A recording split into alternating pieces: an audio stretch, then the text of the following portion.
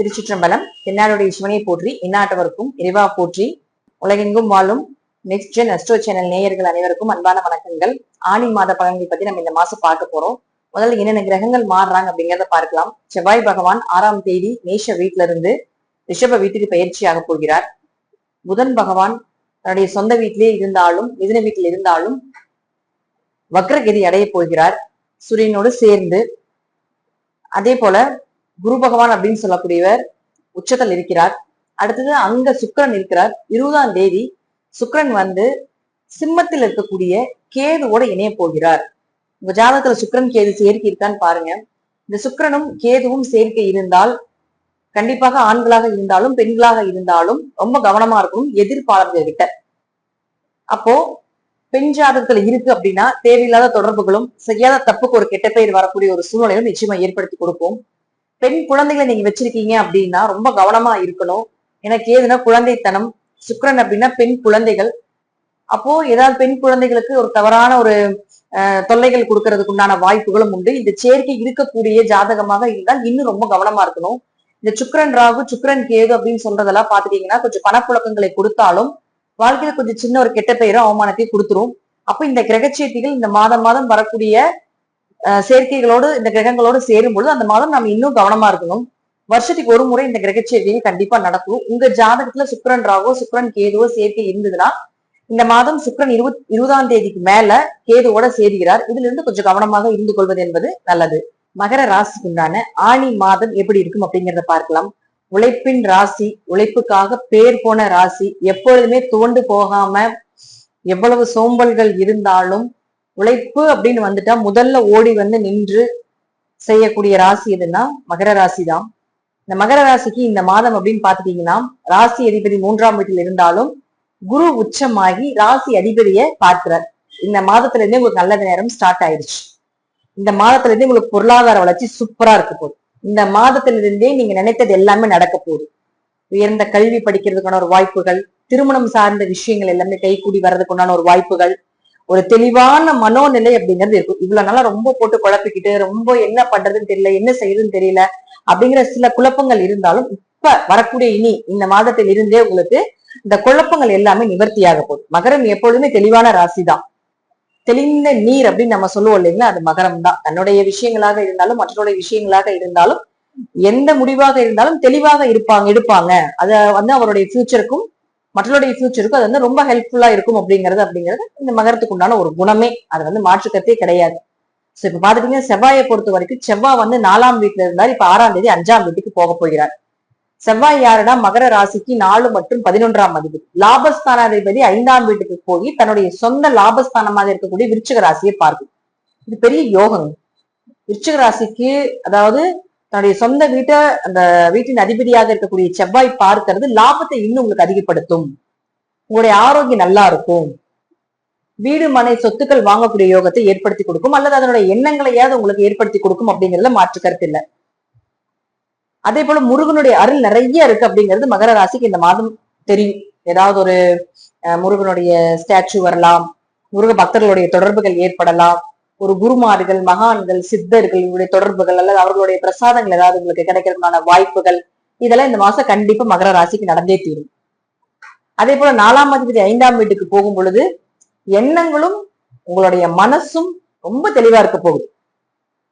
இதுதான் ஃபர்ஸ்ட். 4 போறது ஆரோக்கியம் நல்லா இருக்குது அப்படிங்கிறது 2வது விஷயம். எண்ணங்களும் மனசும் ரொம்ப தெளிவா இருக்க போறீங்க. குல தெய்வத்தினுடைய அனுகிரகம் கிடைக்க போகுது. தெய்வ அனுகிரகம் உள்ள மாதம் இந்த மாதம். 5ல் செவ்வாய் இருந்தா கிடைத்த உணவுகள், பிடித்த உணவுகள் எல்லாமே கிடைக்க போகுது. நிறைய விஷயங்கள், அதாவது நீங்க ரொம்ப நாளா சாப்பிடணும்னு நினைச்சிட்டு இருக்கீங்க அப்படின்னா அந்த உணவுகள் எல்லாமே உங்களுக்கு கிடைக்க போகுது. உணவுகள் மட்டும் கிடையாதுங்க, நீங்க எதிர்பார்த்த எல்லா விஷயமும் நடக்கிறதுக்குனால ஒரு வாய்ப்புகள். அதே போல நீங்க என்னெல்லாம் உங்களுடைய ஆசைகள் உங்களுடைய கனவுகள் எல்லாமே நிறைவேற போகுது. இந்த மாசம் தீராத ஆசைகள், நிறைவேறாத ஆசைகள் நிறைவேறதுக்கான வாய்ப்புகள் அதிகமா கிடைக்க போகுது. அதிர்ஷ்டம் பெருகக்கூடிய ஒரு மாதம். உங்க ஜாதகத்தின் மூலமாக உங்களுடைய குழந்தைகளுக்கும் அதிர்ஷ்டம், உங்க குழந்தைகள் மூலமாக உங்களுக்கு அதிர்ஷ்டம் கிடைக்கக்கூடிய ஒரு மாதம். பெரிய ஜாக்பாட்டான மாதம். திடீர் வருமானங்கள், ஷேர் மார்க்கெட்ல யோகம் கிடைக்கிறது, பெரும் பணம் சம்பாதிக்கிறது அப்படிங்கிற அமைப்பு எல்லாமே இந்த மகரத்துக்கு உண்டு.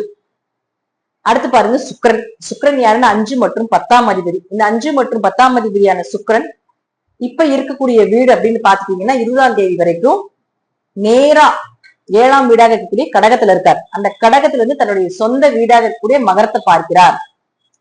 சோ இது எப்படி இருக்கும் அப்படி சுக்கிரன் வந்து மகரத்தை பார்க்குது. சோ இது எப்படி இருக்கும் அப்படிங்கறத பாத்துட்டீங்கன்னா, சுக்கிரன் எப்பவுமே 7ல் இருந்தால் சந்தோஷமான வாழ்க்கை, சமுதாயத்துல ஒரு பிரபலம் ஆகிறது, திருமண வரன் அமைஞ்சு வருது, திருமணத்துல இருந்து சங்கடங்கள் எல்லாமே விலகிறது, புதிய வரன்கள், புதிய முயற்சிகள் இதெல்லாமே ஏற்படுறதுக்கான ஒரு வாய்ப்புகள். குருவோட சேர்ந்து இருக்கும் பொழுது வெளிநாடு வெளியூர் பயணங்கள், குடும்பத்தோட வெளிநாடு வெளியூர் போறது, குடும்ப நபர்கள் இங்க இருக்காங்கன்னா அவங்கள வெளிநாடு வெளியூருக்கு கூப்பிட்டுக்கிறது, இதெல்லாம் சூப்பரா இருக்க போகுது. பண வரவு பணப்புழக்கங்கள் ஏற்பட போகுது, முகமே ஒரு தேஜஸ் ஆக போகுது, அழகு கலைகள், அதாவது சுக்கிரனா அழகு தானே, அந்த அழகெல்லாம் உங்களுக்கு இன்னும் முகத்துல தெரிய போகுது. உங்களுக்குள்ள இருக்கக்கூடிய அந்த இருள் எல்லாமே விலகிறதுக்கான வாய்ப்புகள் உண்டு. அதே போல குருவும் சுக்கிரனும் சேர்ந்து பார்க்கும்பொழுது தெய்வ கடாட்சத்தோட இருக்க போறீங்க, லட்சுமி கடாட்சத்தோட இருக்க போறீங்க. அல்டிமேட்டா வரப்போகுது இந்த மாசம். உங்களுக்கு கையில காசு பணம் புழங்க போகுது, நினைத்த இடத்துல பணம், எதிர்பார்த்ததோட பெரிய லாபங்கள். இந்த மாதம் ஒரு அருமையான மாதம், நினைத்த விஷயங்கள் எல்லாமே நடக்க போகுது, பெரிய லாபத்தோட கிடைக்க போகுது, அதுவும் தெய்வ அனுகிரகத்தோட. அதே போல 20ஆம் தேதிக்கு மேல சுக்கிரன் வந்து 8ஆம் வீட்டுக்கு வந்து, இது 20ஆம் தேதி வரைக்கும் பணம் சார்ந்த விஷயங்கள், பெண்கள் சார்ந்த விஷயம், ஆண்கள் சார்ந்த எதா இருந்தாலும் உங்களுக்கு சக்சஸ் தான். ஆனா 20ஆம் தேதிக்கு மேல பாத்தீங்கன்னா சுக்கிரன் கேதுவோட சேரப்போகுது. சோ கவனமா இருந்த மாதிரி 8ஆம் இடங்கள் அவமானம் சொல்லக்கூடிய இடத்துல இந்த சுக்கிரன் கேது சேர்க்கை ஏற்படுது. அப்போ இது உங்க ஜாதகத்துல இருந்தாலும் சரி, சுக்கிரன் கேது சேர்க்கை, சுக்கிரன் ராகு சேர்க்கை, இதெல்லாம் உங்க ஜாதகத்துல இருந்தா பெண்களாக இருந்தாலும் ஆண்களிடமும், ஆண்களாக இருந்தால் பெண்களிடமும் ரொம்ப கவனமா இருந்துக்கணும். தேவையில்லாத ஒரு மனக்குழப்பங்களும், குடும்பத்துக்கு ஒரு சின்ன சின்ன சண்டை சச்சரவு பிரச்சனைகளும் ஏற்பட போகுது. இதனால கொஞ்சம் குடும்பத்துல வம்பு வழக்குகளும் ஏற்பட போகுது, கொஞ்சம் அவமானங்கள் ஏற்பட போகுது. இது ஒண்ணுதான் மைனஸ், மற்றபடியில எந்த மைனஸும் கிடையாது.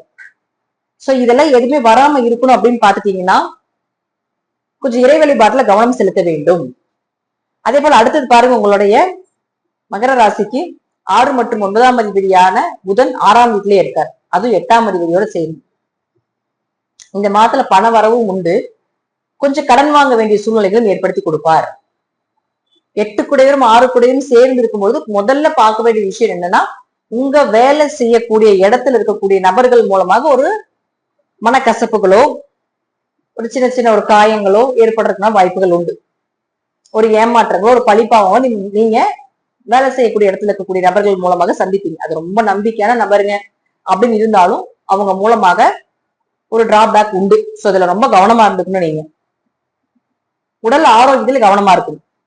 திடீர்னு ஜாக்பாட் பெரிய பணத்துல போய் கை வைக்க கூடாது. நார்மலா பண்ணிட்டு இருக்கீங்களா, இப்ப ஷேர் பண்றீங்களா, நார்மலா அது பண்ணிட்டே இருந்தீங்கன்னா அதுலயே பெரிய லாபம் வரும். பெருசா வருதுன்னு போய் போட்டீங்கன்னா அது ஃபெயிலியர் ஆயிடும். இந்த மாசம் இது மட்டும் தான் மகரத்துக்கு ஒரு மைனஸ். மற்றபடி அப்பா மூலமாக உதவிகள் கிடைக்கிறது, தாய் தந்தையர் மூலமாக உதவிகள் கிடைக்கிறது, ஆரோக்கியம் நல்லா இருக்கிறது, பணவரவு சூப்பரா இருக்கிறது, திருமண வரன்கள் அமைந்து வர்றது, வேலையில இருந்த அந்த பிரச்சனைகள் எல்லாமே விலகுது, புதிய வேலைகள், புதிய பிரமாணங்கள் இது எல்லாமே நடக்க போகுது, புதிய புதிய முயற்சிகள் எல்லாமே தடையில்லாம நடக்க போகுது. உங்களுடைய ஆசைகள், உங்களுடைய கனவுகள் இதெல்லாமே நிறைவேறக்கூடிய ஒரு மாதமாக இந்த மகரத்துக்கு நிச்சயமா உண்டு. மகரம் இந்த மாதம் பாத்துட்டீங்கன்னா முழுக்க முழுக்க ஒரு முருகன் கோயிலுக்கு போவீங்க, குலதெய்வ கோயிலுக்கு போறதுக்கு உண்டான வாய்ப்புகள் கிடைக்கும். ஒரு குருமார்களுடைய ஏதாவது ஒரு பிரசாதங்களோ, ஒரு கனவுல வந்து காட்சி கொடுக்கறது, சுக்கிரன் 7ல் இருந்து உங்களுடைய ராசியை பார்க்கறதுனால பெருமாள் கோயிலுக்கு போறதுக்கு ஒரு அமைப்புகள், ஏதாவது ஒரு விஷயத்துல மகாலட்சுமி வழிபாடு செய்யறது, இதெல்லாமே ஒரு நடக்கும். சோ இதெல்லாம் பாத்துட்டீங்கன்னா உங்களுக்கு முழுக்க முழுக்க பெண் தெய்வத்தினுடைய அனுகிரகம் இருக்கக்கூடிய ஒரு மாதம். இந்த மாதம் மகரத்துக்கு இந்த மாதிரி ஒரு தேவையில்லாத பிரச்சனைகள் வரக்கூடாது அப்படின்னு நினைச்சீங்கன்னா ஒரு ஒயிட் கலர் கேண்டில் வாங்கி திங்கட்கிழமையும் அதே போல சனிக்கிழமையும் ஒரு 8 மணிக்கு மேல இந்த கேண்டில்ல வந்து நீங்க பத்த வச்சுட்டு உங்களுடைய பிரார்த்தனைகளை நீங்க அதுல வைங்க. இது ஒண்ணு. 2வது விஷயம் பாத்தீங்கன்னா, இந்த மாதிரி பிரச்சனைகள் வர்றதுக்கு ஒரே அமைப்பு அப்படின்னு பாத்துட்டீங்கன்னா 8ஆம் இடத்துல இந்த சுக்கிரன் கேது சேர்க்கை நடக்கிறதுனால கோதுமை, அதாவது அரைக்காத கோதுமை இருக்கு இல்லைங்களா, அந்த கோதுமை வாங்கி தானம் பண்ணுங்க. அரைச்ச கோதுமை மாவு கிடையாதுங்க, அரைக்காத முழு கோதுமை சொல்லுவோம் இல்லைங்களா, அந்த கோதுமை வாங்கி ஏதாவது ஒரு பெண்களுக்கு தானம் பண்றது, அல்லது ஏதாவது ஒரு விதவை பெண்களுக்கு தானம் பண்றது, இருக்கிறவங்களுக்கு கிடையாதுங்க, ரொம்ப ஏழ்மை நிலை இருக்கக்கூடியவர்களுக்கு இந்த கோதுமை முழு கோதுமை வாங்கி தானம் பண்றது ரொம்ப விசேஷம். முடிந்த அளவுக்கு இந்த மாதம் ஞாயிற்றுக்கிழமை மட்டும் கொஞ்சம் அசைவம் சாப்பிடுவதை தவிர்த்துக் கொள்வது என்பது மகர ராசிக்கு மிகுந்த யோகத்தை கொடுக்கக்கூடிய ஒரு காலகட்டங்கள் அப்படிங்கிறத நம்ம எடுத்துக்கலாம். முடிந்த அளவுக்கு மகரம் ஜெயிக்கும், நம்பிக்கையா இருக்கலாம். தெய்வ அனுகிரகம் நிறைய இருக்கிறதுனால இந்த பிரச்சனைக்கு தப்பிட்டு வர்றதுக்கு உங்களுக்கு வழி நிச்சயமா கிடைக்கும் அப்படிங்கிறதுல மாற்றுக்கருத்துக்கு இடமே இல்லை. மற்றபடி ஜாதக ரீதியாகவும் தசாபுத்திகள் ரீதியாகவும் நான் சொல்லக்கூடிய கருத்துக்கள் சிறிது மாறுபடலாம். நன்றி. மீண்டும் நல்ல பதிவுல சந்திக்கலாம். திருச்சிற்றம்பலம், தில்லையம்பலம், ஸ்ரீ நரசிம்ம தேவி சரணம்.